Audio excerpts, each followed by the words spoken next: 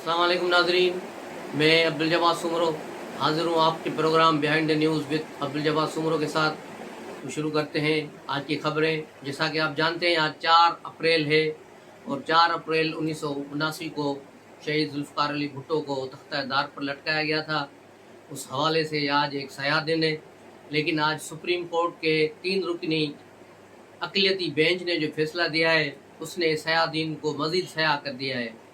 इस 3 रुकनी बेंच को जिस पर सब ने एतराज़ किया, हुकूमत ने एतराज़ किया, इलेक्शन कमीशन ने किया, पाकिस्तान बार काउंसिल ने किया, दीगर बार काउंसिलों ने किया कि ये फुल कोर्ट बनाया जाए, क्योंकि ये 9 रुकनी बेंच था जो सुकड़ते 3 पे आ गया, 9 से 7, 7 से 5 और 5 से फिर 3 पे।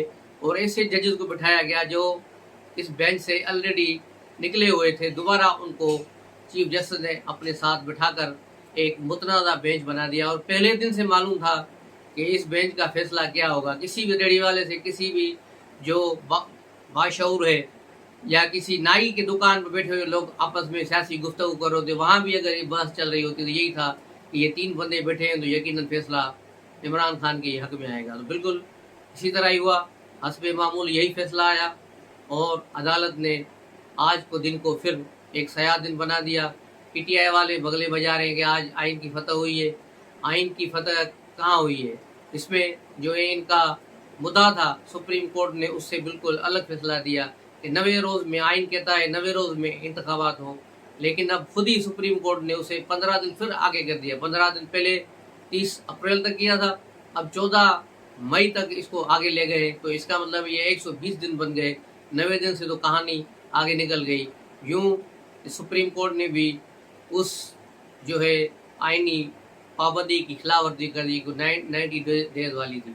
उसके अलावा इसी बेंच के खिलाफ जस्टिस काजी फायज ईसा की बेंच ने फैसला दिया था कि कोई भी जो है सुप्रीम कोर्ट की बेंच 184 यानी चीफ जस्टिस का सोमोटो अख्तियार इस्तेमाल नहीं कर सकता, उस पर कोई जो है समाअत नहीं कर सकता। लेकिन उसके बावजूद ये समाअत जारी रही और जो है चीफ जस्टिस ने अपने रजिस्ट्रार के थ्रू सर्कुलर जारी करके जो है काजी ईसा के फैसले को कलअदम करार दिया और उसकी अहमियत को ख़त्म किया। लेकिन आज की जो जजमेंट आई है, आज की जो शॉर्ट नोट जज आया है, उसमें भी यही कहा गया है कि ये काजी फायज ईसा वाला फैसला, इसका इतलाक नहीं होता और उससे मुस्तरद करते हैं। तो इस तरह जो है चीफ जस्टिस ने अपने ही उस सर्कुलर की नफ़ी कर दी जो उसने 2 रोज़ पहले इशू किया था और बताया कि वो सर्कुलर गैर आइनी है। अगर नहीं होता तो आज के फैसले में काजी फायज ईसा के फैसले का जिक्र क्यों किया गया,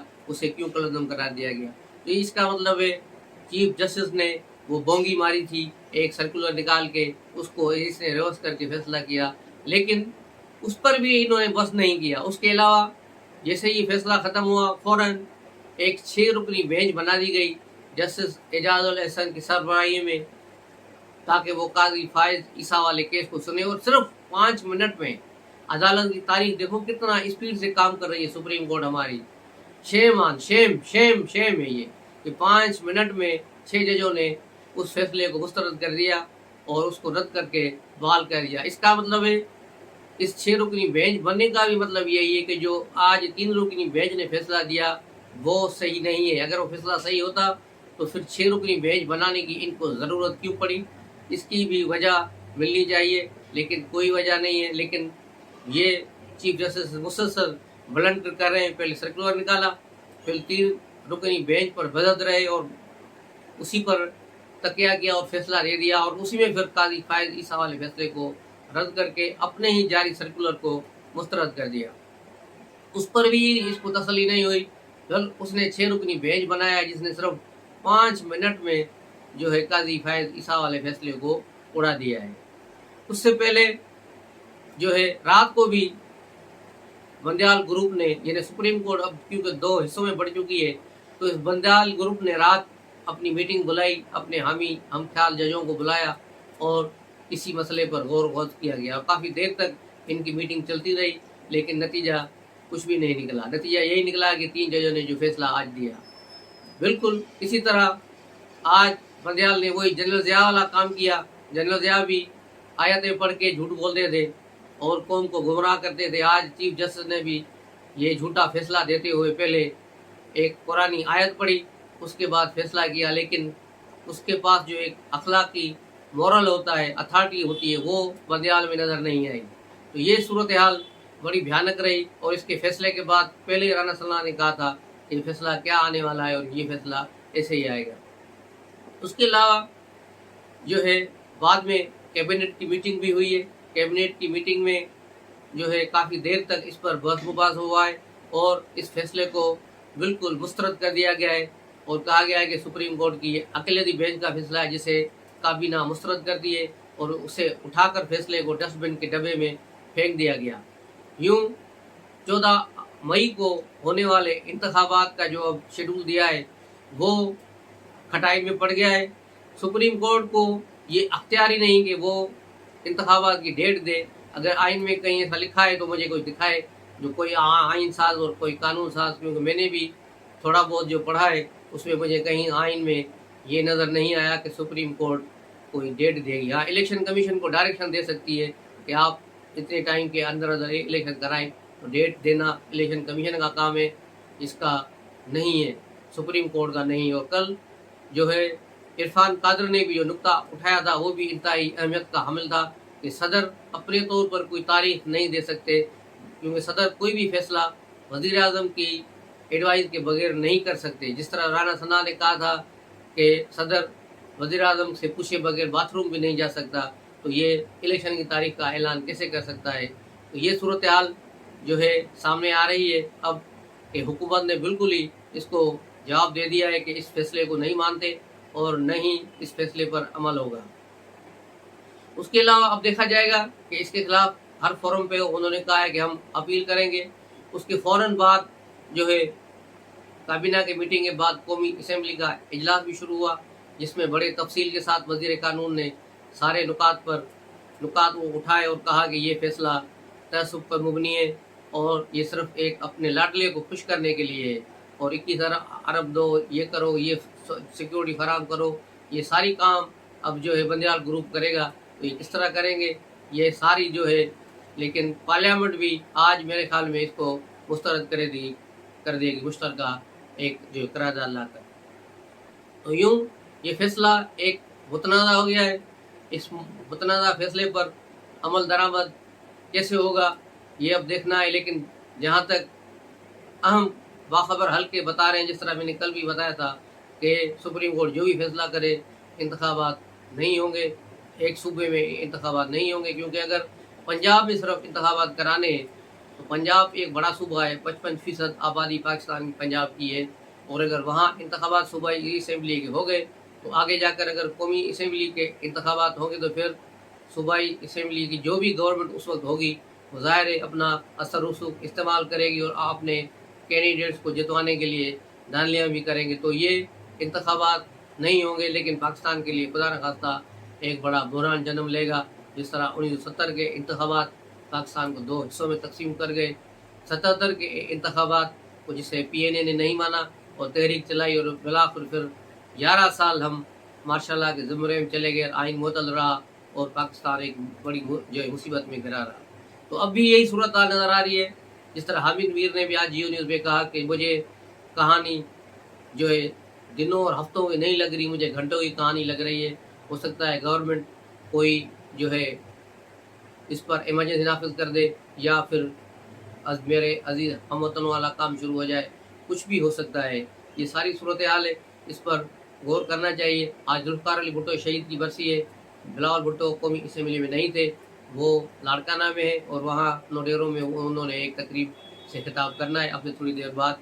اور اس پر مریم نواز نے بھی آج اس فیصلے کو مسترد کیا ہے اور کہا ہے کہ پارلیمنٹ کو چاہیے کہ وہ مضبوطی کے ساتھ کھڑے رہیں اور اس آمرانہ فیصلے کو اٹھا کر باہر پھینک دیں. اور بالکل ایسا ہی نظر آ رہا ہے کہ اب یہ ایسا ہی ہوگا.